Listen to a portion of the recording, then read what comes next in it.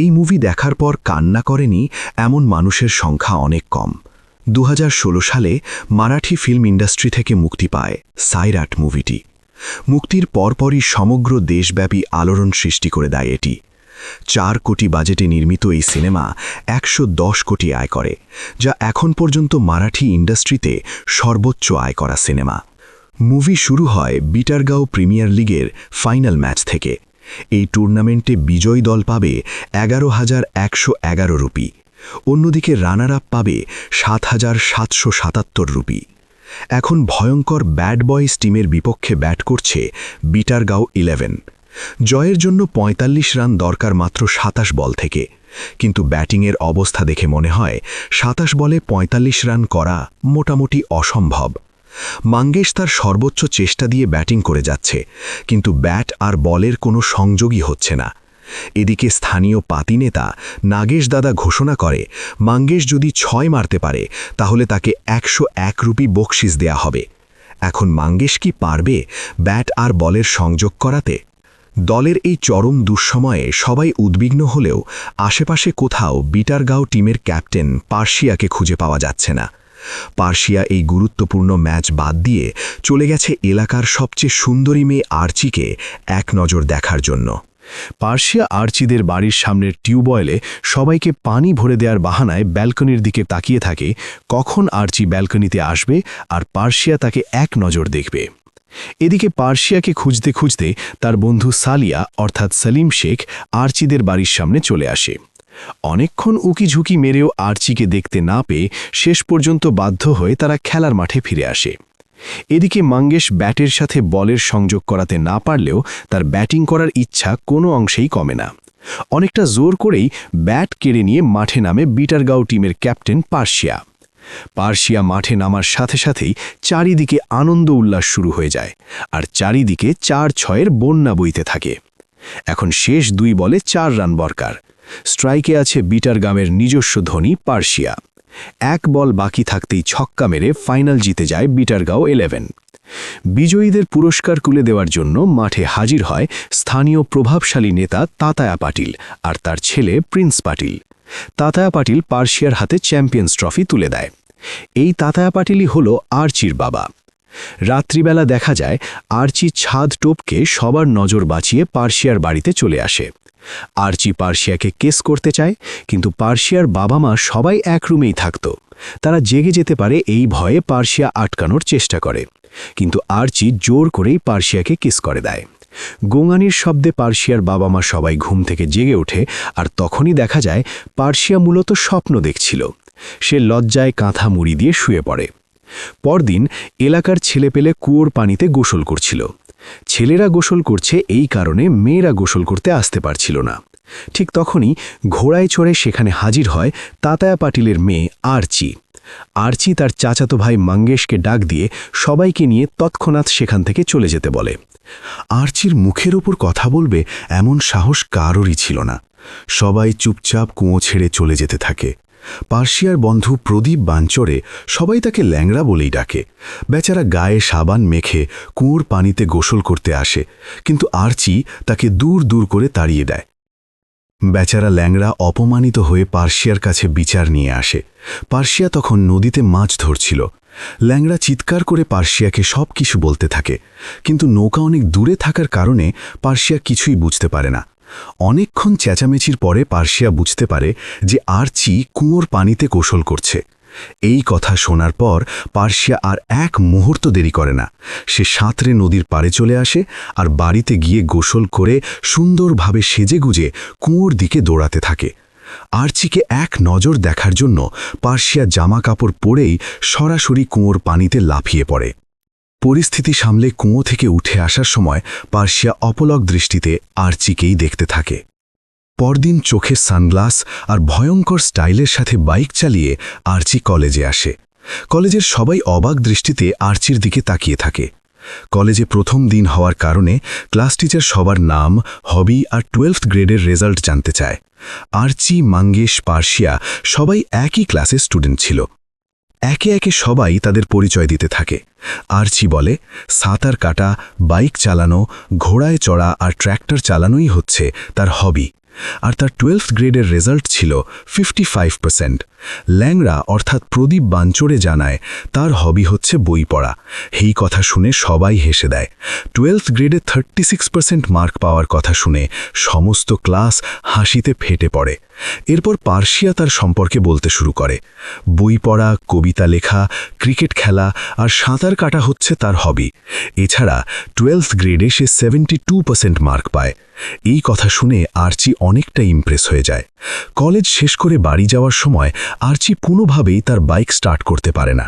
এমনকি তার চাচাতো ভাই মাঙ্গেশও ব্যর্থ হয়ে যায়। ঠিক তখনই পার্সিয়া এগিয়ে আসে আর এক কিক মেরে বাইক স্টার্ট করে দেয়। এরপর থেকে আর্চিকে দেখলেই পার্সিয়া তার দিকে তাকিয়ে থাকত। মেয়েরা যখন খেলাধুলা করত, পার্সিয়া শুধু আর্চিকেই দেখত। আর্চির কাছে বিষয়টা অনেক অদ্ভুত লাগে। সে পার্সিয়াকে তার দিকে এইরকম অদ্ভুতভাবে তাকিয়ে থাকার কারণ জিজ্ঞেস করে। পার্সিয়া অনেক ভয় পেলেও সাহস করে বলে, আমি কোথায় তোমাকে দেখছি? আমি তো খেলা দেখছিলাম। তাছাড়া তুমি কিভাবে জানলে আমি তোমার দিকে তাকিয়েছিলাম? তুমি নিশ্চয়ই আমার দিকে তাকিয়েছিলে। তোমার ভালো না লাগলে আমার দিকে তাকিও না, তাহলেই তো সকল সমস্যার সমাধান হয়ে যায়। আর্চি বলে, আমি কখন বললাম আমার ভালো লাগেনি? এই কথা বলেই আর্চি সেখান থেকে চলে যায়। পার্সিয়া বিষয়টা না বুঝলেও ল্যাংড়া ঠিকই বুঝে যায়। সে পার্সিয়াকে বলে, বন্ধু, আর্চিও তোকে পছন্দ করে। এটা কিভাবে হতে পারে? পার্সিয়া কোনোভাবেই বিশ্বাস করে না। পার্সিয়ার বিশ্বাস করানোর জন্য ল্যাংড়া বলে, খোদার কসম ভাই, আমি ল্যাংড়া হতে পারি, কিন্তু কানে কম শুনি না। আমি শিওর আর্চিও তোকে পছন্দ করে। এরপর তারা সাইবার ক্যাফেতে গিয়ে আর্চির ফেসবুক আইডি খুঁজতে থাকে, কিন্তু ফেসবুকে আর্চির কোনো অস্তিত্বই ছিল না। তখন ল্যাংড়া বলে, আর্চিকে তো পেলাম না, দেখ তো স্বপ্নাকে খুঁজে পাওয়া যায় কিনা। স্বপ্নার কথা শুনেই সেলিম আর পার্সিয়া হাসিতে ফেটে পড়ে। আসলে সেলিমের গ্যারেজের সামনেই স্বপ্নার বাসা। আর ল্যাংড়া স্বপ্নাকে অনেক পছন্দ করে, কিন্তু কখনো মুখ ফুটে বলার সাহস করতে পারেনি। ল্যাংড়া প্রতিদিনই স্বপ্নাকে এক নজর দেখার জন্য তার ব্যালকনির দিকে তাকিয়ে থাকত। এর মধ্যেই একদিন হঠাৎ করে স্বপ্না তার ব্যালকনি থেকে সাদা কাগজের একটি দলা বাইরে ছুঁড়ে মারে। এটা দেখে ল্যাংড়ার হার্টবিট কয়েক গুণ বেড়ে যায়।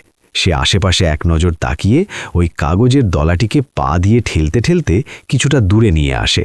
লাভ লেটার হতে পারে ভেবে ল্যাংড়ার হার্টবিট বাড়ছিল, কিন্তু ওই কাগজের পুটলিটি খোলার সাথে সাথেই তার হৃদয় ভেঙে চুরমার হয়ে যায়।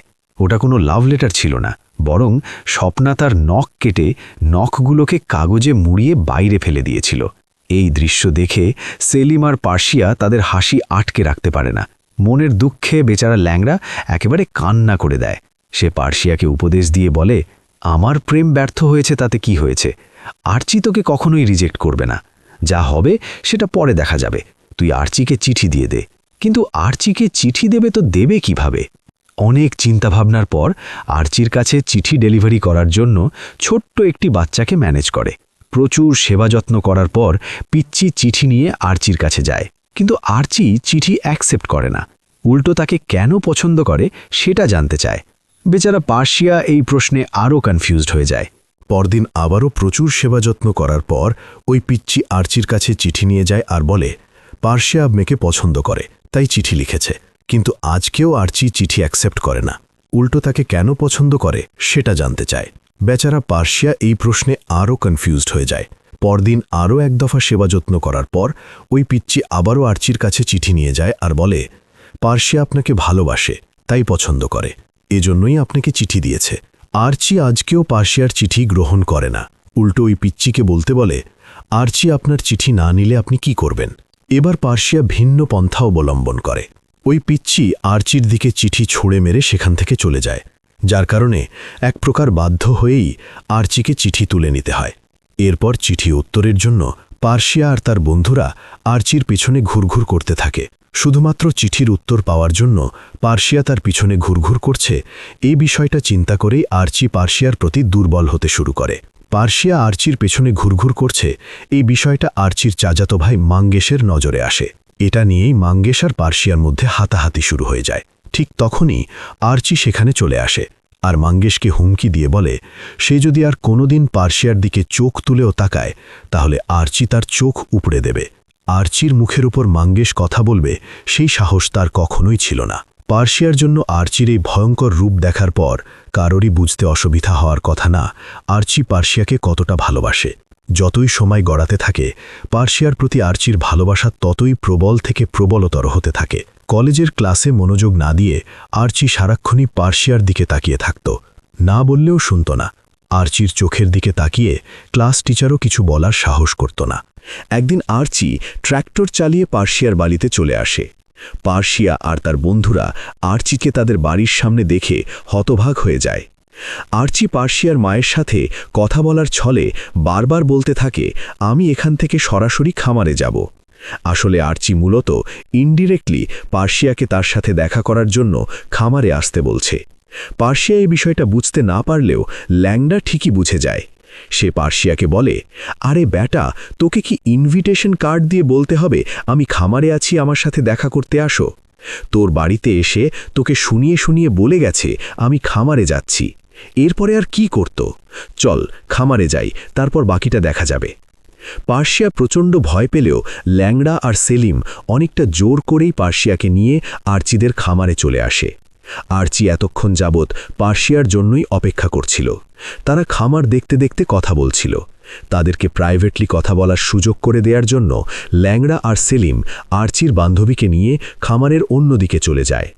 এদিকে পার্সিয়ার বিশ্বাসই হচ্ছিল না সে আর্চির সামনে দাঁড়িয়ে কথা বলছে। যেখানে আর্চিকে এক নজর দেখাই ছিল স্বপ্নের মতো, সেখানে কথা বলার চিন্তা তো বহু দূরের বিষয়। পার্সিয়া এতটাই ঘোরের মধ্যে ছিল যে আর্চি তার হাতে চিমটি কাটলেও তার শরীরে কোনো ব্যথাই অনুভব হয় না। এর মধ্যেই আর্চি পার্সিয়াকে প্রপোজ করে আরও ঘোরের মধ্যে ফেলে দেয়।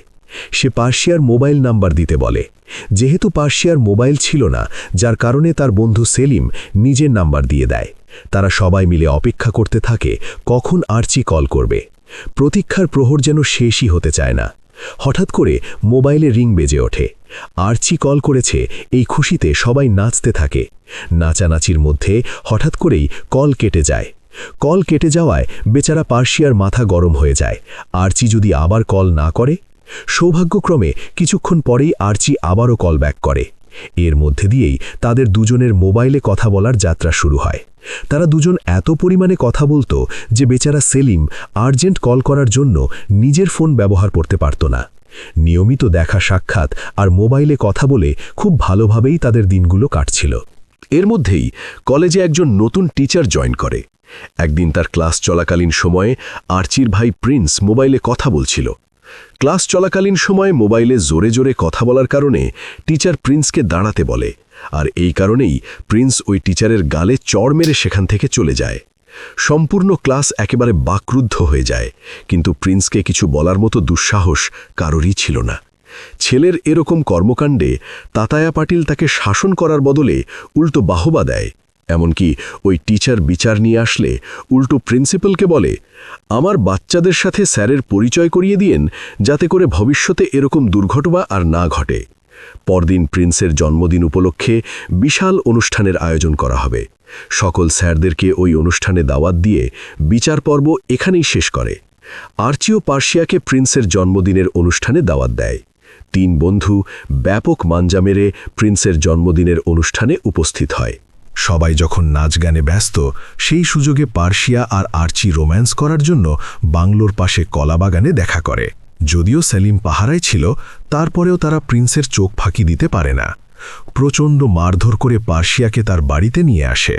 প্রিন্স তার বাবাকে হুমকি দিয়ে বলে, কালকের মধ্যে গ্রাম না ছাড়লে তাদেরকে কেটে নদীতে ভাসিয়ে দেবে। পার্সিয়ার বাবা প্রিন্সের হাতে পায়ে ধরে অনেক অনুনয় বিনিময় করে কোনো রকমে পরিস্থিতি ঠান্ডা করে।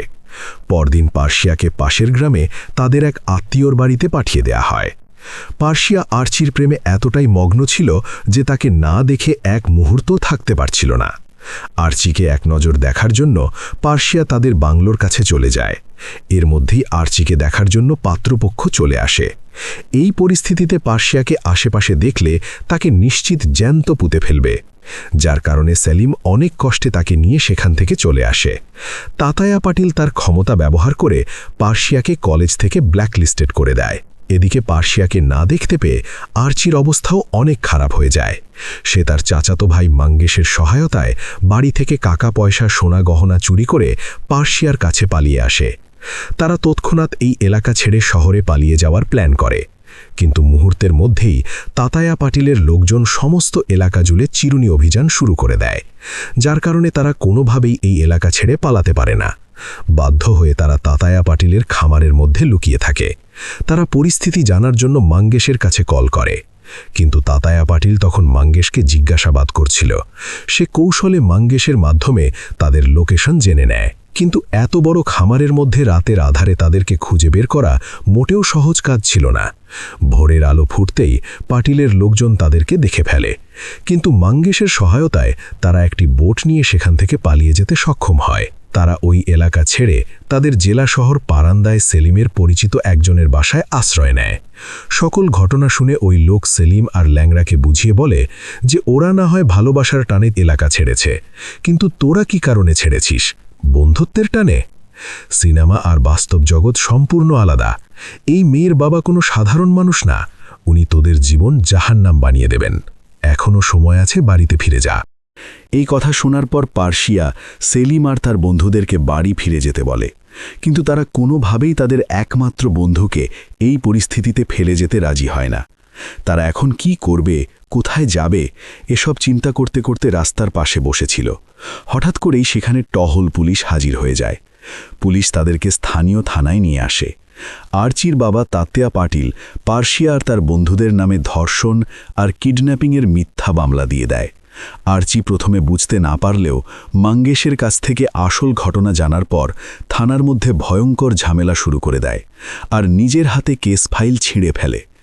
আর্চিকে শান্ত করতে এক প্রকার বাধ্য হয়েই পার্সিয়া আর তার বন্ধুদেরকে ছেড়ে দিতে হয়।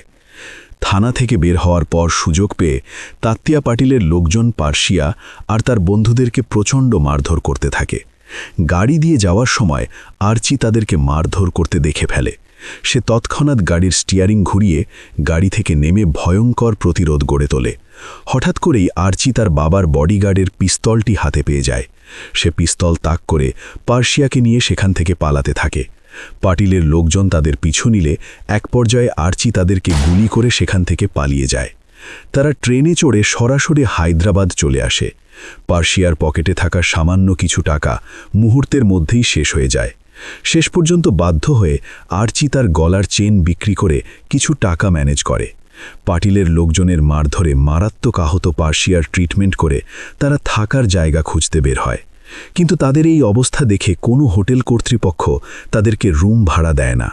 ক্লান্ত পরিশ্রান্ত হয়ে এক পর্যায়ে তারা দুজন বাস টার্মিনালে ঘুমিয়ে পড়ে। এই অচেনা শহরে তারা এখন কি করবে, কোথায় যাবে, কোনো কিছুরই ঠিক ছিল না।